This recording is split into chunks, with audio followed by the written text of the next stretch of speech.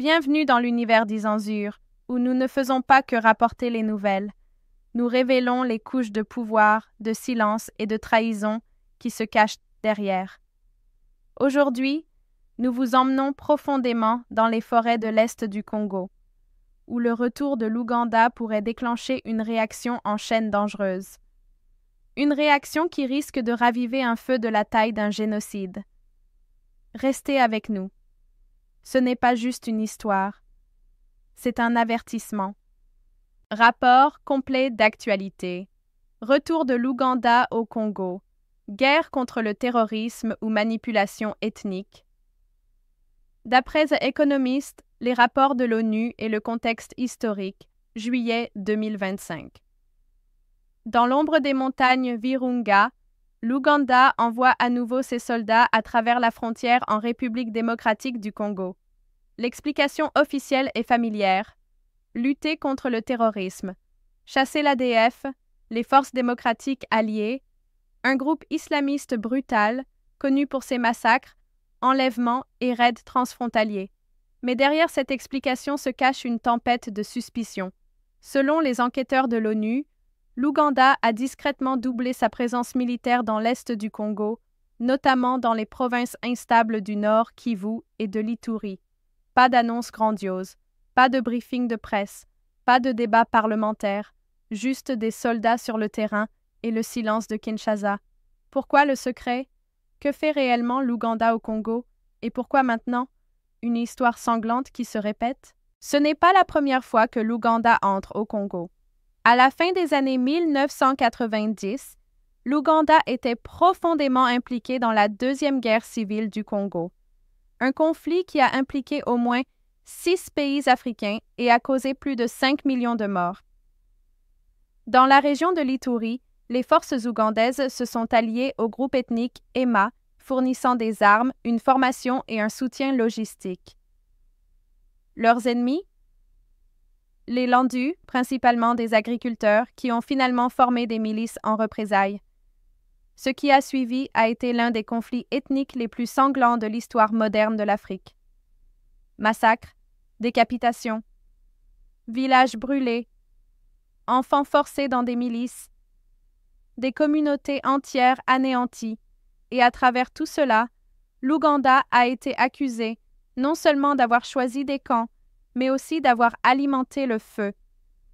La Cour internationale de justice a même statué en 2005 que l'Ouganda avait illégalement envahi le Congo, pillé ses ressources et commis de graves violations des droits de l'homme. Et maintenant, en 2025, l'Ouganda est de retour. La narration officielle, combattre l'ADF. L'Ouganda affirme que c'est différent. Cette fois, la mission est claire. Détruire l'ADF, un groupe lié à l'État islamique responsable d'attaques au Congo et en Ouganda. L'opération Shujaa, lancée à la fin de 2021, devait être un effort conjoint avec l'armée congolaise. Mais ces derniers mois, l'opération a évolué. L'Ouganda agit de manière plus indépendante, déployant des troupes dans des zones éloignées des bastions de l'ADF, établissant des bases et, de manière critique, entrant dans des territoires proches des positions rebelles du M23. Cela a suscité des interrogations dans toute la région. Pourquoi l'Ouganda s'étend-il dans le territoire du M23? Un groupe soutenu par le Rwanda, rival de l'Ouganda? Cela pourrait-il être moins une question de terrorisme et plus une manœuvre de puissance régionale? Guerre froide en Afrique centrale. Parlons géopolitique. L'Ouganda et le Rwanda, autrefois alliés proches, sont maintenant engagés dans une guerre froide pour l'influence dans l'est du Congo. Le Rwanda soutient les rebelles du M23, un groupe puissant dirigé par des Tutsis, combattant l'armée congolaise et accusé de nettoyage ethnique. L'Ouganda, quant à lui, est soupçonné de soutenir des milices rivales, peut-être même de soutenir des groupes Hutus, ou du moins de permettre à des forces anti-M23 d'opérer sur son sol. Cela a transformé le Congo en un champ de bataille par procuration. L'Ouganda et le Rwanda ne se contentent pas de poursuivre des rebelles. Ils façonnent des alliances, protègent des intérêts commerciaux et tentent de contrôler des terrains stratégiques. Et les plus grandes victimes? Les civils congolais ordinaires pris au piège? La malédiction des minéraux. Sous l'est du Congo se trouvent des minéraux d'une valeur de trillions de dollars. Or, coltan, tungstène et plus encore. Les matériaux mêmes qui alimentent votre téléphone, votre ordinateur portable, votre voiture. Là où il y a des minéraux, il y a la guerre. Là où il y a la guerre, il y a des intérêts étrangers. Et l'Ouganda, comme le Rwanda avant lui, est depuis longtemps accusé de tirer profit de l'instabilité du Congo. Les rapports de l'ONU ont documenté des réseaux de contrebande qui acheminent les ressources du Congo vers les marchés ougandais et rwandais. Ces réseaux sont protégés non seulement par des groupes rebelles, mais aussi par des soldats en uniforme. Alors, lorsque l'Ouganda déploie plus de troupes près des zones minières clés, il faut se poser la question: s'agit-il vraiment d'une opération de sécurité? Ou n'est-ce qu'une nouvelle tentative de s'approprier des ressources, dissimulées sous le drapeau de la lutte contre le terrorisme? Une poudre ethnique fragile. Mais la partie la plus glaçante du retour de l'Ouganda au Congo n'est ni militaire ni économique. Elle est ethnique. À Ituri, les fantômes du conflit Emalandu hantent encore la terre. Les familles ne sont jamais revenues. Les tombes anonymes restent sans marque. Le traumatisme est encore vif. Les forces ougandaises sont de nouveau aperçues près des villages Emma. Si les habitants perçoivent l'Ouganda comme prenant parti, que ce soit réellement ou non, la violence ethnique pourrait exploser.